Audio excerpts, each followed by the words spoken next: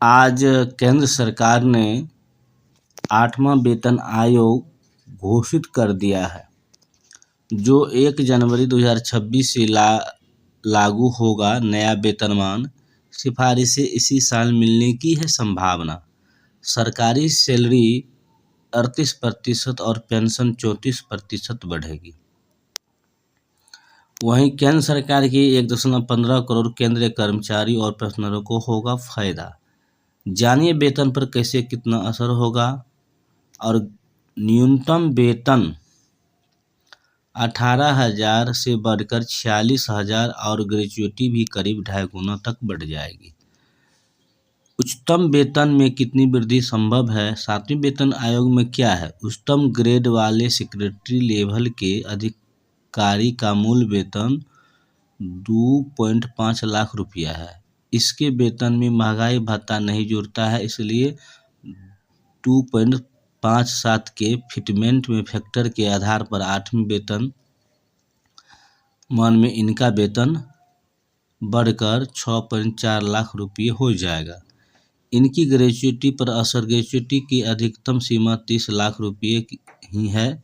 अगर सरकार ने यह नहीं बढ़ाई तो यह यथासंभव रहेगी। अन्य क्या फायदा होंगे? केंद्रीय कर्मचारी को 34 माह के मूल वेतन के बराबर होम लोन केवल 8.5 के ब्याज पर मिलता है।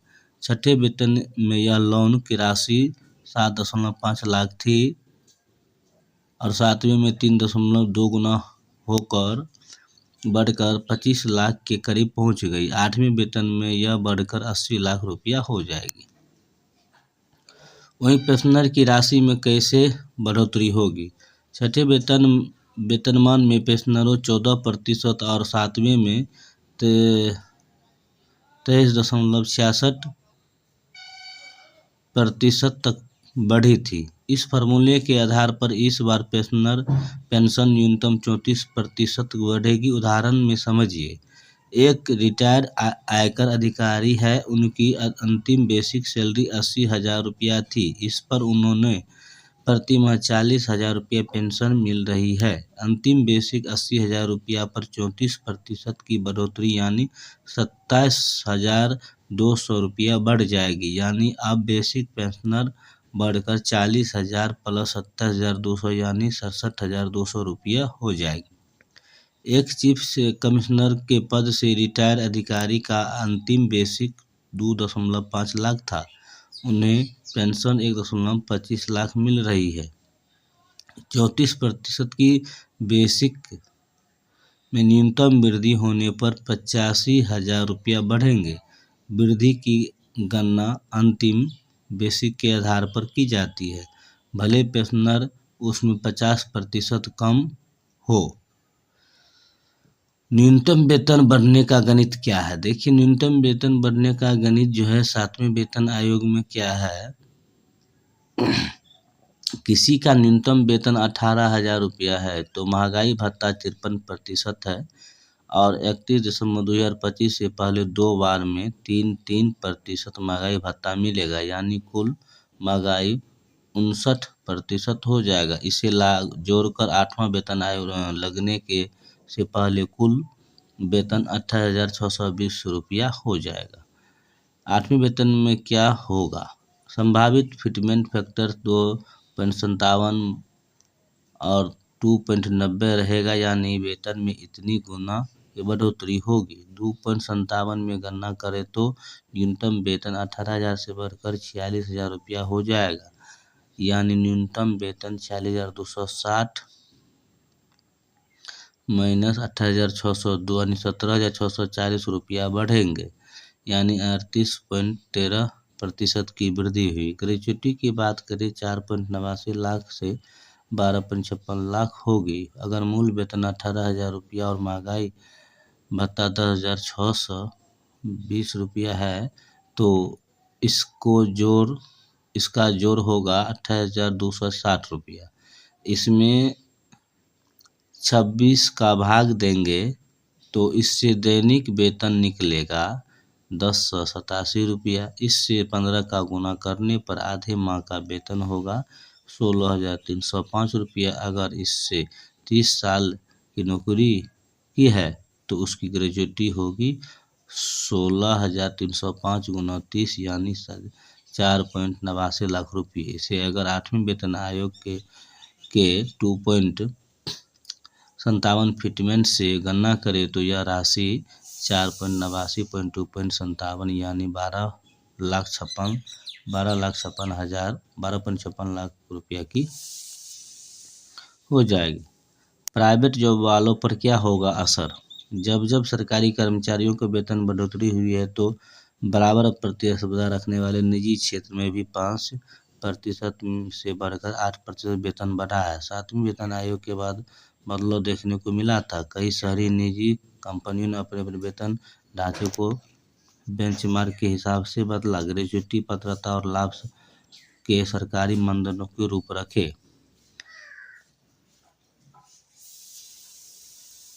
वहीं इकोनॉमी में 2 लाख करोड़ रुपए आएंगे खर्च क्षमता बढ़ेगी। आयकर विभाग के डेटा के अनुसार देश में वेतन से व्यक्तिगत आय 2016-17 में कुल 13.96 लाख करोड़ रुपया थी। 7वें वेतन आय लगने के बाद वेतन व्यक्तिगत आय 2017-18 में बढ़कर 15.96 लाख करोड़ रुपये हो गई, यानी 14.18% की बढ़ोतरी हुई। अर्थव्यवस्था मांग और खपत दोनों बढ़ती है। ईवाई इंडिया के मुख्य नीति सलाहकार डी.के. श्रीवास्तव के अनुसार 1947 में अब तक आए 7वां वेतन ने सरकारी खर्च को बढ़ाया है, पर लाखों लोगों के वित्तीय स्थिति में भी सुधार। 7वें वेतन आयोग में सरकारी खर्च 1 लाख रुपये बढ़ा था। इससे 2 बदलाव दिखे। पहला, पैसा तो बैंक में जाता है या फिर बाजार में खर्च होता है। दूसरा, बाजार में जाता है तो मांग तेजी से बढ़ता, यानी मांग और खपत में गुणात्मक प्रभाव। वाहन बिक्री 1 साल में 14.22% इजाफा। छठा वेतन मिलने के बाद 2017 और 18 में वाहनों की बिक्री 14.22 बढ़कर करीब 2.5 करोड़ रुपये हो गई। होम लोन 1 साल में 11% तक बढ़ोतरी हुई। 2017-18 में बैंक ने कुल 1.43 लाख करोड़ रुपये की होम लोन बांटे। यह सालाना आधार पर 11% थे।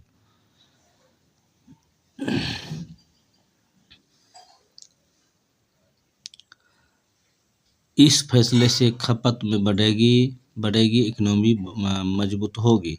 सरकारी कर्मचारी विकसित भारत के निर्माण में महत्वपूर्ण भूमिका निभाते हैं। इनके प्रयासों पर हमें गर्व है। कैबिनेट द्वारा वेतन आयोग के निर्णय से उनकी आर्थिक स्थिति में सुधार होगा और खपत बढ़ेगी। इससे देश की अर्थव्यवस्था को भी मजबूती मिलेगी। नरेंद्र मोदी भारत के प्रधानमंत्री। विश्व गुरु। अब बता दें 8वां वेतन आयोग को मंजूरी। देश भर के 50 लाख कर्मचारियों और 65 लाख पेंशनरों को होगा लाभ। केंद्र का निर्णय है कि फैसले से सरकार पर वित्तीय बोझ तो बढ़ेगा, लेकिन इससे उपभोक्ता मांग बढ़ेगी। फिलहाल वर्ष 2026 तक प्रभावी रहेगी 7वें वेतन आयोग की सिफारिश से। मनमोहन सरकार ने गठित किया था पिछला आयोग। 7वें वेतन आयोग का गठन फरवरी 2014 में तत्कालीन मनमोहन सिंह सरकार ने किया था और इसकी सिफारिशें को मोदी सरकार ने 1 जनवरी 2016 से लागू किया था। वर्ष 2016-17 से 7वें वेतन आयोग की सिफारिशें लागू करने के लिए सरकार के व्यय में 1 लाख करोड़ रुपए की वृद्धि हुई थी। हम सब को उन सभी कर्मचारियों के प्रयासों पर गर्व है जो एक विकसित भारत के निर्माण के लिए काम कर रहे हैं। 8वें वेतन आयोग पर कैबिनेट के फैसले से जीवन की गुणवत्ता में सुधार आएगा और उपभोग को बढ़ावा मिलेगी। नरेंद्र मोदी भारतीय प्रधानमंत्री।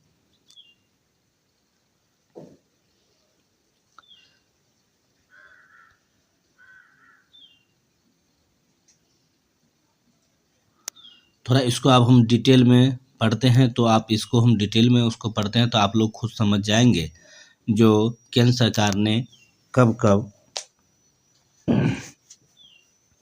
वेतन बढ़ाया है।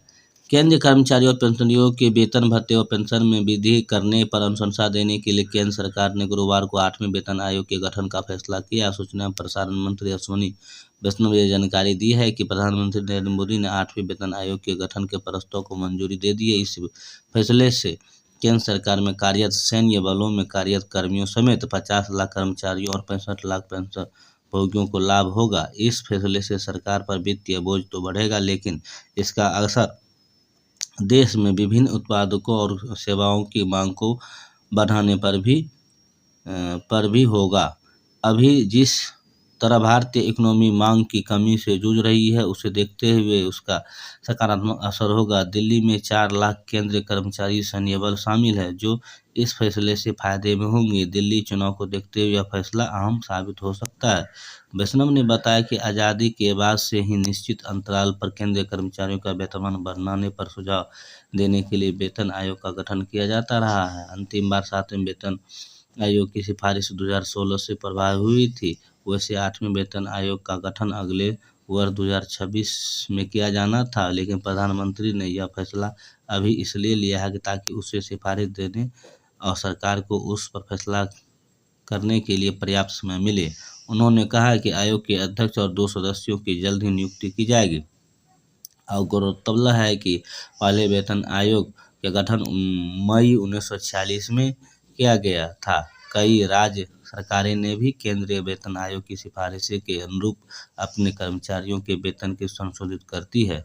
वेतन आयोग की सिफारिशें के बाद जब वेतन भत्ते आदि में वृद्धि होती है, तो उससे पूरी इकोनॉमी पर सकारात्मक असर होता है। हालांकि 7वें वेतन आयोग की सिफारिशें केंद्र ने पूरी तरह से लागू नहीं किया था। हालांकि केंद्र सरकार ने वेतन और पेंशन में वृद्धि का जो फैसला किया था, उसी वजह से केंद्र सरकार न्यूनतम मूल वेतन 7,000 रुपये से बढ़कर 18,000 रुपये प्रति माह और न्यूनतम वेतन 35,000 रुपया से बढ़कर 9,000 रुपये प्रति माह हो गई थी, जबकि अधिकतम वेतन 2.50 लाख रुपये और अधिकतम पेंशन 1.5 लाख रुपये तय की गई थी।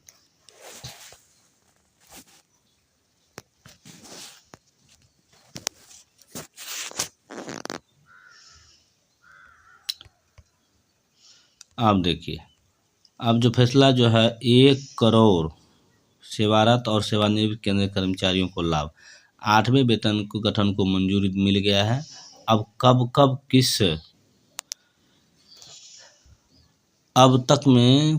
गठित हुआ है वेतन, देखिए अब तक गठित वेतन आयोग प्रतिमाह न्यूनतम वेतन की सिफारिश है। सबसे पहला जो है 1946 और 47 में वेतन था, उसमें 55 रुपया। दूसरा 80 रुपया, उसके बाद बढ़ करके हुआ 1957 और 59 में। उसके बाद तीसरा जो 185 रुपया 1970 और 1973 में। चौथा जो है 1983 और 86 में 750 रुपया बढ़ करके हुआ। पाँचवा 1994 में 2550 रुपया और 1994 और 97 में। छठा जो है 2006 और 8 में 7,000 रुपया हुआ था।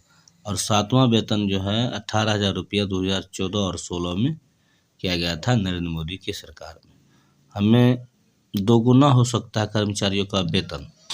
केंद्रीय कर्मचारियों के लेवल 1 कर्मियों की बेसिक सैलरी 18,000 रुपये है। इसे 8वें वेतन आयोग में 34,560 रुपये किया जा सकता है। कैबिनेट सचिव स्तर के अधिकारियों की अधिकतम 2.5 लाख की बेसिक सैलरी मिलती है और यह 4.8 लाख हो सकती है। पेंशनों में भी इजाफा 2004 में वर्ष 2004 में जोड़ने पर नौकरी में 25 वर्ष पूरा करने वालों का पहला बैच 2029 में रिटायर होगा और 8वां वेतन आयोग में लेवल 1 के कर्मी की बेसिक सैलरी 34,560 रुपये और डियरनेस रिलीफ DR हो गई, तो इसकी 50% रकम 17,280 रुपये और DR होती है तो 7,280 रुपये प्लस DR की राशि पेंशन के तौर पर मिलेगी।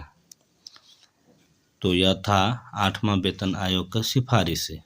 उसके बाद देखिए, सरकारी कर्मचारी को मोदी सरकार का तोहफा, केंद्र ने 8वें वेतन आयोग को दी है मंजूरी और मोदी सरकार ने गुरुवार को केंद्र के सरकारी कर्मचारियों को बड़ा तोहफा दिया। सरकार ने 8वें वेतन आयोग को मंजूरी दे दी है और यह बात केंद्रीय मंत्री अश्विनी कुमार वैष्णव ने बता रहे हैं। अश्विनी वैष्णव ने बता रहे हैं और यह 2026 1 जनवरी 2026 से लागू होगा। 55 से 18,000 रुपया पहुंचा न्यूनतम वेतन। पहले वेतन में संरचना को तर्कसंगत बनाया गया। वहीं देखिए अब जो है पहले वेतन आयोग 1947 में आया था, जिसमें कर्मचारी का न्यूनतम मासिक वेतन 55 रुपये और अधिकतम 2,000 रुपये रखा गया था। वहीं 2016 में लागू की गई 7वें वेतन आयोग की सिफारिश के जरिए न्यूनतम वेतन 18,000 रुपये और अधिकतर 2.5 लाख रुपये मासिक कर दिया गया। पहले वेतन आयोग में आज़ादी के बाद कर्मचारियों की वेतन संरचना को तर्कसंगत बनाने पर ध्यान दिया गया। वहीं दूसरे वेतन आयोग ने देश की अर्थव्यवस्था और जीवन यापन की लागत को संतुलित करने पर ध्यान केंद्रित किया गया। इसके बाद ये आए वेतन आयोगों का लक्ष्य लोगों की जीवन शैली, विभिन्न पदों पर वेतन में आसमानों को कम करने, सरकारी कार्यालयों का आधुनिकीकरण और वेतन ग्रेड व ग्रेड वेतन का शुरुआत की गई। 7वें वेतन आयोग ग्रेड वेतन प्रणाली की जगह एक नए वेतन मैट्रिक्स की सिफारिश की गई है। तो वीडियो अगर पसंद आया तो चैनल को लाइक एंड सब्सक्राइब जरूर करें। और आज़ादी के 78 वर्षों में न्यूनतम वेतन 32,600 27% से अधिक की वृद्धि हुई है। बहुत बहुत धन्यवाद।